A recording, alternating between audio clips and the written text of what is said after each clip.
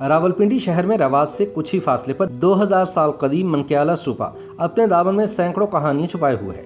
मनक्याला स्तूपा में इस्तेमाल किए गए बास पत्थर इतने भारी हैं कि इनका वजन 100 मन से भी ज्यादा है। इसलिए मुकामी रवायात के मुताबिक इसे देवताओं या जिन्हों ने तामीर किया था।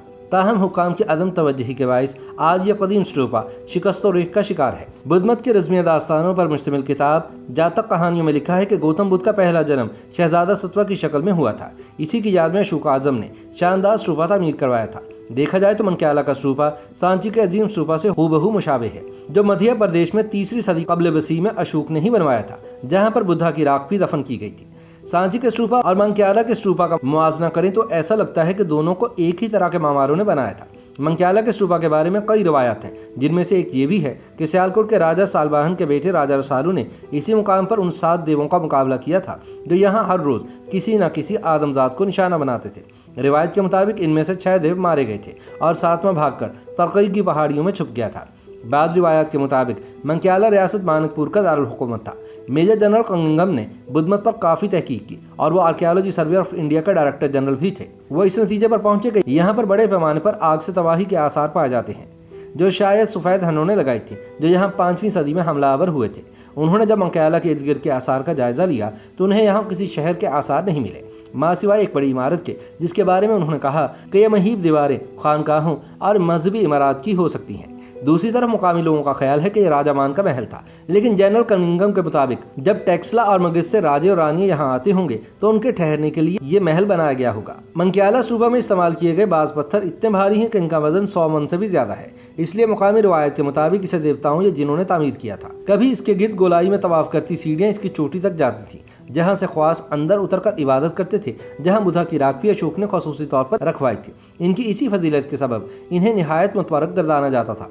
यहाँ पहली खुदाई महाराजा रणजीत सिंह की फौज में मुलाजिम एक 18वीं जनरल जैन बैप्टिस्ट वेंचुरा ने 1930 में करवाई। ऊपर से नीचे की जानिब खुदाई से मुख्तलिफ नवादरात मिले, जिससे स्तूपे की उम्र के तायुन में मदद मिलती है। 25 फीट की खुदाई के बाद लोहे का डब्बा मिला, जिसके अंदर एक सोने का डब्बा था, जिसके अंदर कुछ सोने चांदी के सिक्के और कुछ जेवरात मिले जो सासानी अहद के थे। फिर मजीद खुदाई में 45 फीट पर एक तांबे का गुलदान मिला, जिसके अंदर एक सोने का सिलेंडर था। 54 और 64 फुट की गहराई पर कुछ मजीद सिक्के भी मिले। 75 फीट की गहराई पर तांबे का डब्बा मिला, जिसके अंदर पीतल का एक डब्बा था। इसके ढक्कन पर तहरीर नक्श थी। इसके अंदर फिर सोने का सिलेंडर था, जिसमें कंशक दौर का सोने का सिक्का और दीगर नवादरात थे। जनरल वेंचुरा के बाद रणजीत सिंह के एक फ्रांसीसी जनरल क्लाउड ऑगस्ट कोर्ट ने मनक्याला में 15 मुख्तलिफ स्तूपों की खुदाई करवाई। इसके दौरान एक स्तूपे से तांबे का कूदा मिला, जिसमें चांदी का सिलेंडर था, जिसमें कंशक दौर के सिक्कों, सोने के सिक्कों के साथ कीमती पत्थर और मोती भी मौजूद थे। सबसे पुराना सिक्का 45 कब्ल मसीह के रूमी बादशाह मार्क एंटनी के दौर का था। ये तमाम नवादरात ब्रिटिश म्यूजियम में आज भी महफूज है। अपने वक्त की इस अजीम बुद्ध खानकाह का अब कोई पुरसाने हाल नहीं। इस स्तूपे के इर्द गिर्द लोहे की 4 दीवारी बना दी गई है। Gandhara research and resource centre के एग्जीक्यूटिव डायरेक्टर नदीम उमर तारड़ के बकौल मनक्याला स्तूपा का शुमार गंधारा के इंतहाई अहम स्तूपों में होता है।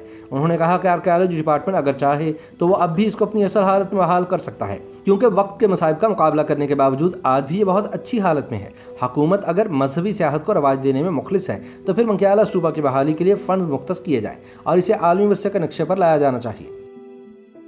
YouTube पर गूगली न्यूज देखने के लिए youtube.com की सर्च बार में गूगली न्यूज टीवी टाइप करें। गूगली न्यूज के पेज पर सुर्ख रंग के सब्सक्रिप्शन वाले बटन पर क्लिक करना ना भूलिए। YouTube पेज पर अपलोड होने वाली वीडियोस से बाखबर रहने के लिए बेल आइकन पर क्लिक कीजिए। आपको हर नई वीडियो के बारे में नोटिफिकेशन मौसूल हो जाएगा।